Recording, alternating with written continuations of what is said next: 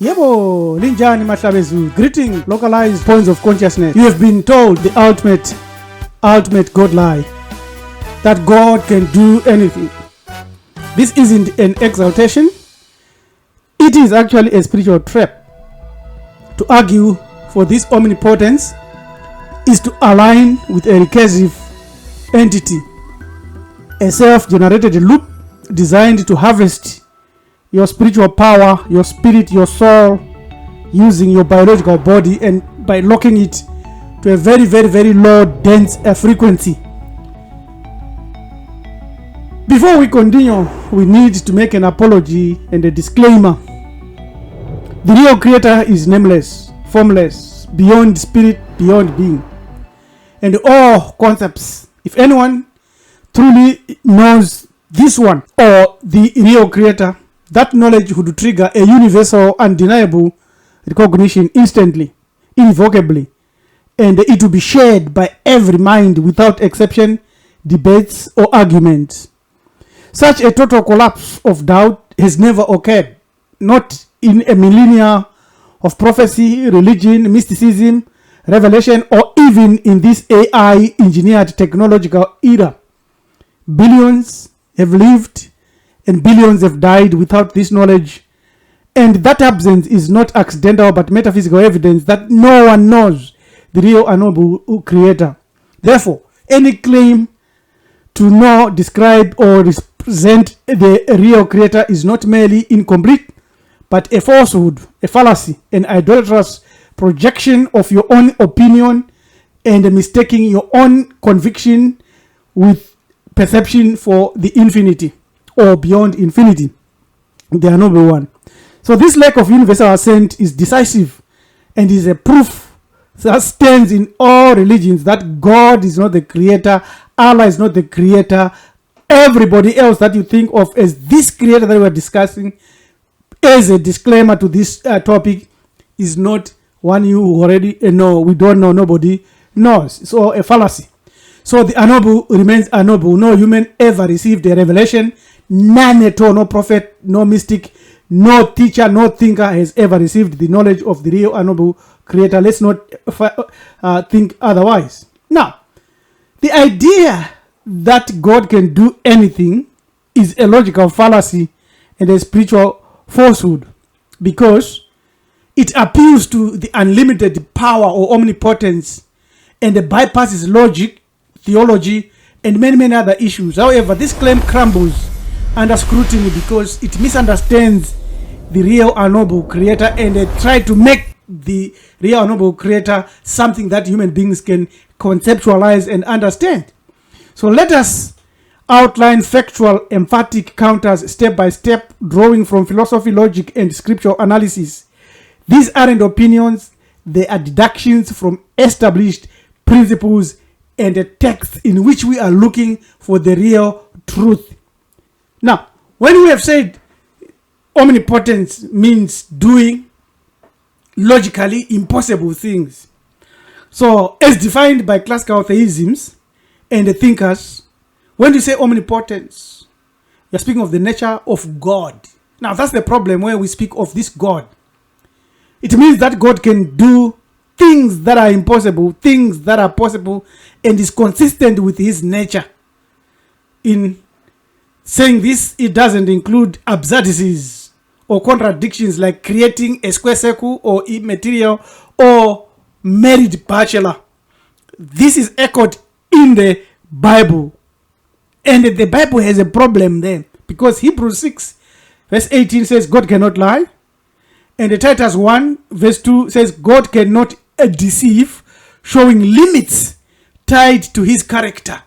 They say God is all powerful. And they read in Luke 1:37 that for with God nothing shall be impossible. That's omnipotence. So resurrection implies prior death, but an immortal God cannot truly die without ceasing to be God. So when we're speaking of God here, we have to be very smart. Which God? What are we saying? This verse, what is it referring to?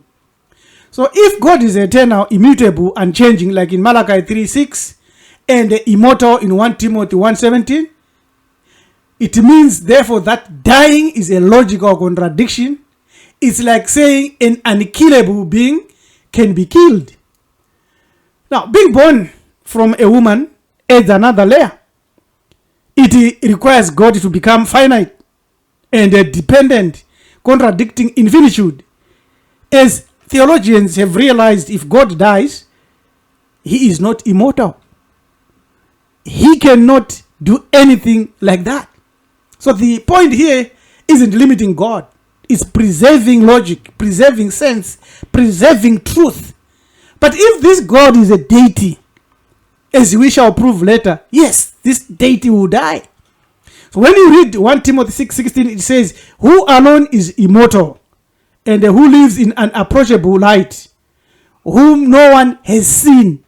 But we know that when Philip said to Jesus, show us the Father, Jesus said, if you have seen me, you have seen the Father. I have shown you the Father, which is a total contradiction, a blue lie. And this, when you speak of God can do anything, it makes all the more the illogic. It is very important that we realize that the Abrahamic texts emphasize God as unchanging and unaffected by human experiences. Numbers 23:19 states that God is not a man, but we've heard that the Son of Man, God is the Son of Man of Mary. That's what we have heard. And that he is not the Son of Man that he should die, he should lie, nor a Son of Man that he should repent. But we see God repenting when Moses confronts him when he wanted to destroy the whole nation of Israel. Now, James 1:17 described God as having no variation or shadow due to change. Philosophically, therefore, if God is perfect, change implies improvement or deterioration, both impossible for perfection. Birth, death, and resurrection all involve change, from non-physical to physical, incarnation, from alive to death by crucifixion, from death to being alive by resurrection. If God becomes human or dies or resurrects, he is mutable, contradicting his nature. Christian doctrine tries to split hairs by two natures, divine, human, and so forth, trying to put in the Trinity, the only human part that dies, admitting the divine doesn't truly die or resurrect, undermining that claim. Very, very interesting indeed. So, we hear this argument that God can do anything, and we have proved that is a logical fallacy, a lie, and a spiritual deception. Let's look at this a little bit deeper.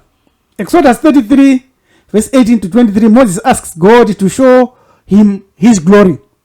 God responds by declaring he will make his goodness, or his goodness, pass before Moses and proclaim his name. But find this now. No man can see his face directly and live. But we know that in Numbers it is said God spoke to Moses face to face like a friend speaketh to a friend. So God places Moses now in a cleft of a rock, covering him with his hand. That's Kubril. To reveal his back. That's where it becomes interesting as he passes by, flies by. Now, the Hebrew word using for back there is akorai. It's either buttocks or hindquarters. So, the birth of God, the corporeality of God, the death of God, all prove that something is fallaciously wrong here. Fantastically out of tune.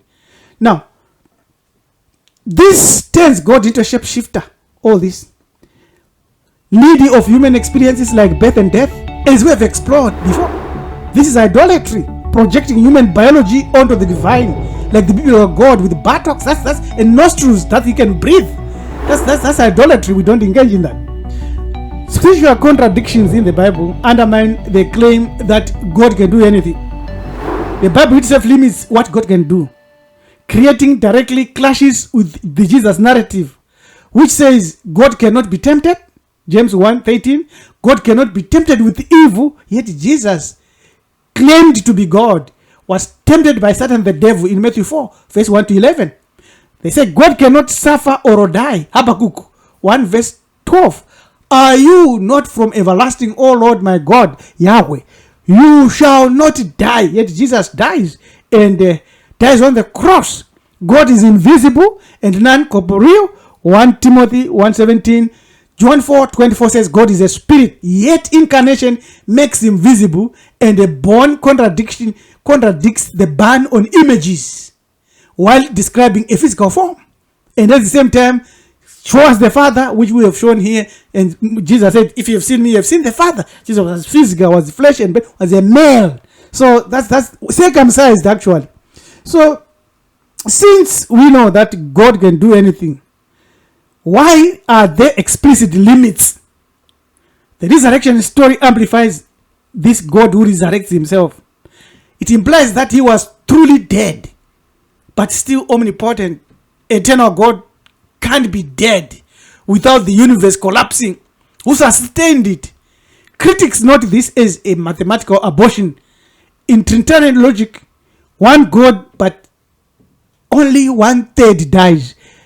From prior discussion that we have done now, sources highlight how resurrection claims rely on sincerity, not logic, and it doesn't prove divinity even if it occurred. So these points aren't minor inconsistencies, they are structural issues that prove that this religion is a lie. God cannot do what is illogical or outside his nature. This is the God that they are teaching you. Now, here is another fact. Since a human is a biological entity who functions as an active or passive wave collapser and observer, the contradiction about dying proves that Jesus was fully man. It confirms he was subject to entropy and dissolution.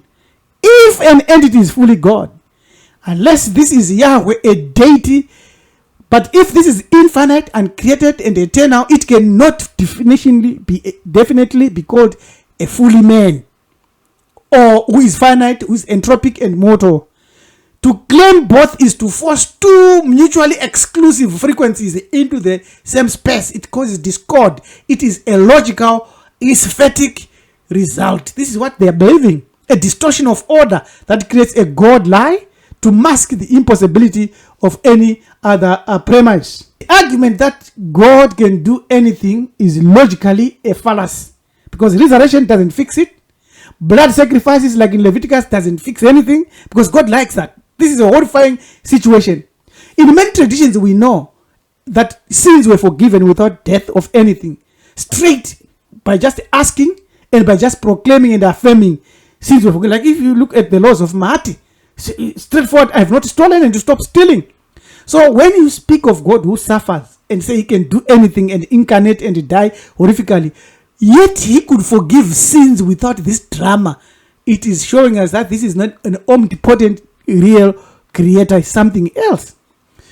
Since humans are wave collapsers whose consciousness can slide into entropy, it is obvious then that if hijacked by an idol or an idea or an ideology, like this ideology that God can do anything, this human now will be dominated by a frequency that gives them the idea of a God who is corporeal, or a confusing God who is a candidate of entropy, not an omnipotent one. Because if an omnipotent God must undergo death and the resurrection to save humanity, it suggests that entropy is a force greater than this God. It frames God as a character within a drama. Such a God is merely a recursive entity trapped in its own loop, trying to convince more other humans to jump into its loop and join it. The assertion that God can do anything is not an exaltation. It is a spiritual trap designed to anchor your consciousness to a recursive entity. This God is not the source or the unknowable real creator or anything else more than a deity. It's not even a primordial deity. It's Yahweh. We know that because Yahweh, Jehovah, Allah, God, these are demiurges called Demiurge. They are not the real unknowable creator. So that what they are trying to do by claiming omnipotence to the observer, to you, they are sucking you to justify a sadistic theater of blood and drama, confusing you from knowing and acknowledging the unknowable, nameless creator. and associating God with a tribal, archaeologically defined figure like Yahweh and Elohim. So one is a field of infinity potential beyond human description. The other are localized historical identities that thrive on the God lies of pretending that they are the real Unknowable Creator. I said in one of my videos, if you meet somebody who has a spirit, ask them to define and describe God to you. They can't. They can describe a God that you know, that you can read in the Bible. So that's all a lie. So do not mistake a prison warden and their magic tricks for the uncreated truth. True power is not found in an external master who can do anything, but in your own matic alignment, the specific calibration of your intent, frequency, and personality signature. That's what matters most here. Stop falling into the recursive loop. The idea that God can do anything is illogical and is a spiritual trap. For those that seek a radical exit from these God lies and the architect's static, there's a path out of that. Subscribe and share, comment, and the like. You can send us an email if you want to have more links, more information. We also have books that are worthy of your time. I'm your Humanizing Preacher Rabbi LM Mjakanja, saying you have to deepen your research on and read the book NoMoreMasters. Awakened and Created Truth Destroys God Lies. Break the recursive loop today. Don't fall into the logical and spiritual trap set up by Yahweh to capture you so that he can use your soul. It's a logical spiritual trap. Run away from that. Amen.